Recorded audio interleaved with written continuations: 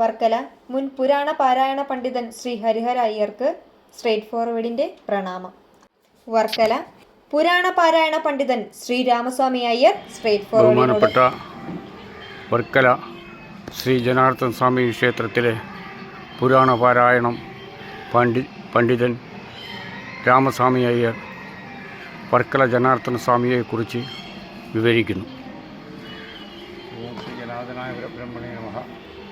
ഈ ക്ഷേത്രത്തിൻ്റെ നാമധേയം തൊട്ട് തുടങ്ങാം. ഈ ക്ഷേത്രത്തിൻ്റെ നാമധേയം വർക്കല എന്ന് വന്നതിൻ്റെ പിന്നിലൊരു കഥയുണ്ട്. അതായത് നവപ്രജാപതികൾ ബ്രഹ്മസദസ്സിനെ അലങ്കരിക്കുന്ന നവപ്രജാപതികളുള്ള വൈജയന്തി എന്ന് പറഞ്ഞ ബ്രഹ്മസദസ്സിൽ ബ്രഹ്മാവും നവപ്രജാപതികളും ഇങ്ങനെ അവരുടേതായ ഒരു ഫംഗ്ഷൻ നടന്നുകൊണ്ടിരുന്നു. ആ സ്ഥലത്ത് വിഷ്ണു ഭഗവാൻ അവിടെ നാരദ മഹർഷി ആ സദസ്സിലോട്ട് ചെന്നു. അപ്പോൾ വിഷ്ണു ഭഗവാൻ ഈ നാരദ മഹർഷിയുടെ വീണയുടെ സ്വരമാധുര്യം കേട്ട് അതിൻ്റെ പിറകെ വിഷ്ണു ഭഗവാനും ചെന്നു. അപ്പോൾ ഈ ബ്രഹ്മസദസ്സിൽ ആദ്യം പ്രവേശിച്ചത് നാരദ മഹർഷിയാണ്. അപ്പോൾ ബ്രഹ്മാവിനെ നാരദ മഹർഷിയെ കണ്ടാലും കൂടെ വരുന്ന വിഷ്ണു ഭഗവാനെയാണ് ബ്രഹ്മാവ് കാണുന്നത്. അപ്പോൾ ബ്രഹ്മാവ് എണീച്ച് അങ്ങ് നമസ്കാരം ചെയ്യുന്നു. അപ്പോൾ ഈ നവപ്രജാപതികളെന്ന് പറഞ്ഞ 9 പേര് അവിടെ നിന്ന് ഇതെന്ത് ബ്രഹ്മാവിൻ്റെ മോനാണല്ലോ ഈ നാരദ മഹർഷി, എന്തുകൊണ്ട് ഇദ്ദേഹം അച്ഛൻ മകനെ ഒരിക്കലും നമസ്കാരം ചെയ്യാറില്ല, മകൻ അച്ഛനെയാണ് നമസ്കാരം ചെയ്യുന്നത്, ഇദ്ദേഹം കൊണ്ട് ഇങ്ങനെ ചെയ്തതെന്ന് പറഞ്ഞ് ആശ്ചര്യപ്പെട്ട് അവർ ഒരു തമാശ രൂപേണ ഫലിത രൂപേണ അവർ തമാശ പറഞ്ഞ് അവരിതിനെ ഒന്ന് ഹാസ്യരൂപമാക്കി ആക്ഷേപിക്കുന്ന രീതിയിൽ സംസാരിച്ചു. അപ്പോൾ ബ്രഹ്മാവിന് പെട്ടെന്ന് ദേഷ്യം വന്നു. ബ്രഹ്മാവ് പറഞ്ഞു, നിങ്ങൾ എന്താണ് എന്നുള്ള വിഷയം മനസ്സിലാക്കാതെയാണ് ഈ പരിഹാസം പറഞ്ഞത്. നാരദ മഹർഷി വന്നാൽ അദ്ദേഹത്തിൻ്റെ കൂടെ വിഷ്ണു ഭഗവാൻ വന്നു. ഞാൻ വിഷ്ണു ഭഗവാനെയാണ് ഞാൻ നമസ്കരിച്ചത്.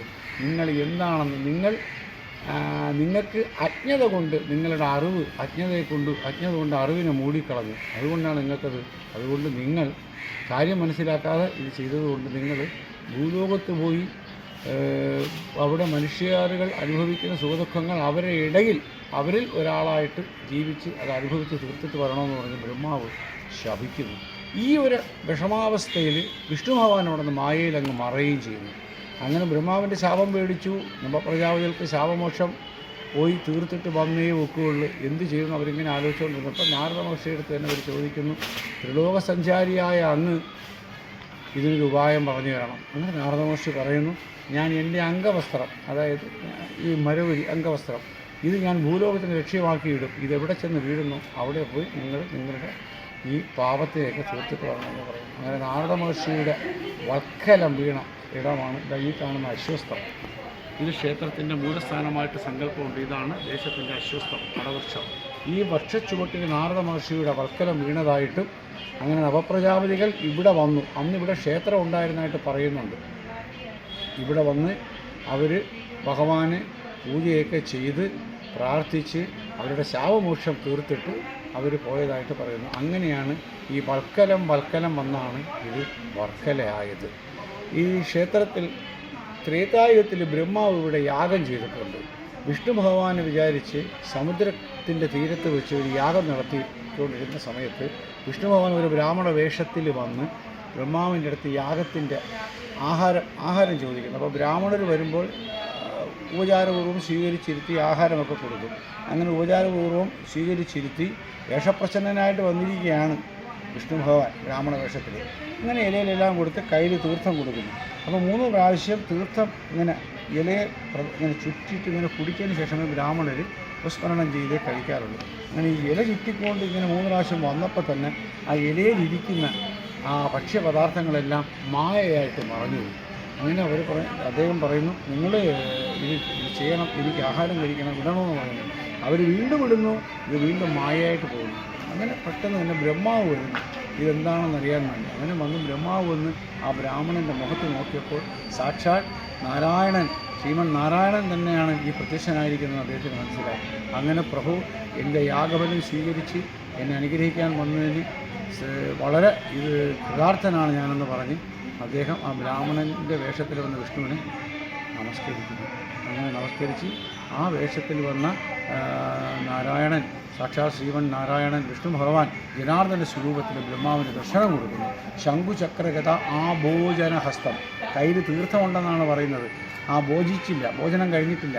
ആ ഭോജനത്തിന് കയ്യിരിക്കുന്ന തീർത്ഥം അന്ന് അദ്ദേഹം എന്നിങ്ങനെ ഈ ആഭോജനം ചെയ്യുന്നു, തീർത്ഥം കുടിക്കുന്നു. അന്ന് കലിയുഗം, രണ്ടാമത കലിയുഗം, അങ്ങനെ ഒരു സന്ദർഭമുണ്ട്. അപ്പോൾ അദ്ദേഹം അങ്ങനെ ആ തീർത്ഥത്തോടുകൂടി ഇവിടെ ചതുർബാഹുവായിട്ടിരിക്കുന്ന ആ രൂപത്തിൽ ബ്രഹ്മാവ് ക്ഷേത്രം കെട്ടി പ്രതിഷ്ഠ ചെയ്തിട്ട് ബ്രഹ്മാവ് പോയതായിട്ട് പറയുന്നു. സമയത്തേക്കും ഇവിടുത്തെ ആറാട്ട് നടക്കുന്നത് ആയിറക്കത്തൊന്ന് കേട്ടിട്ടുണ്ട്. അതേക്കുറിച്ചൊന്ന് വിവരിക്കാം. അതായത് ബ്രഹ്മാവ് യാഗം കഴിഞ്ഞ് പോയതിനു ശേഷം രണ്ടാമത് ഈ ക്ഷേത്രം പ്രതിഷ്ഠ ചെയ്തതുകൊണ്ട് പാണ്ഡ്യ മഹാരാജാവാണ്. ഏകദേശം 1000 വർഷത്തോളം പഴക്കമുണ്ട്. പാണ്ഡ്യ മഹാരാജാവിന് ബ്രഹ്മഹത്യാദി പാപമുണ്ടായി. അദ്ദേഹം ഈ പാപം വിമോചനം ചെയ്യാൻ വേണ്ടി തീർത്ഥാടനം ചെയ്ത് ഒരു സമയത്ത് അദ്ദേഹം ഈ വർക്കല ഭൂമിയിൽ വന്നു. ഈ അശ്വസ്ഥമിരിക്കുന്ന ഈ അശ്വസ്ഥത്തിൻ്റെ ഈ ചുവട്ടിൽ വർക്കല ദേശത്ത് വന്നു. അപ്പോൾ അദ്ദേഹം ഇവിടെ വന്നത് അന്ന് ഇവിടെ ക്ഷേത്രങ്ങളുണ്ടായിരുന്നതായിട്ടും ഇതൊക്കെ തകർന്ന് കിടക്കുന്നതായിട്ടും അതായത് ഒരു രീതിയിലും ഇവിടെ ഇരിക്കത്തക്ക കാട് കിടക്കും. എന്നാൽ പണ്ട് ഇവിടെ ഒരു ക്ഷേത്രം ഉണ്ടായിരുന്നതായിട്ടുള്ള ആ ഒരു ശിലകളും ഈ കല്ലുകളും അതും ഇതൊക്കെ കാണാൻ അന്നും ഈ അശ്വസ്ഥം ഇവിടെ ഉള്ളതായിട്ട് പറയുന്നു.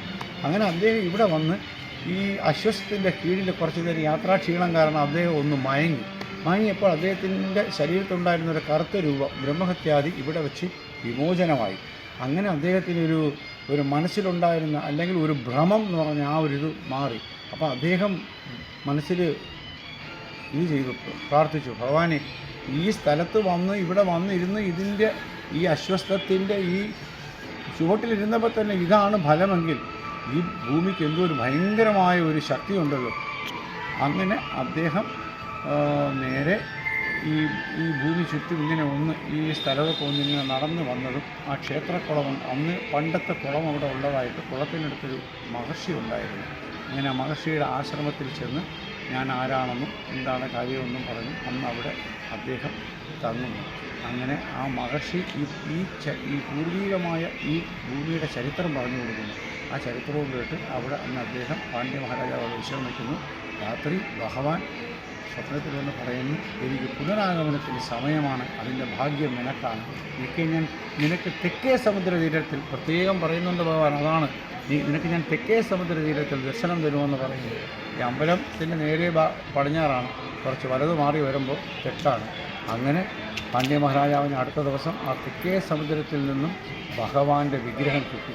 അങ്ങനെ അദ്ദേഹം ക്ഷേത്രം കെട്ടി ഇവിടെ പ്രതിഷ്ഠിച്ചതായിട്ടാണ് ഐതിഹ്യം.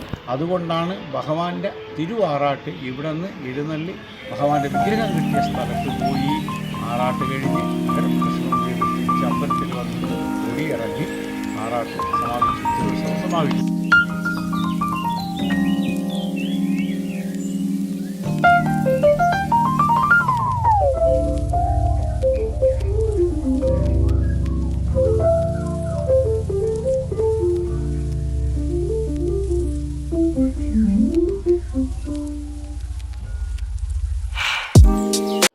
വർക്കലയിൽ നിന്നും സ്ട്രെയിറ്റ് ഫോർവേഡ്.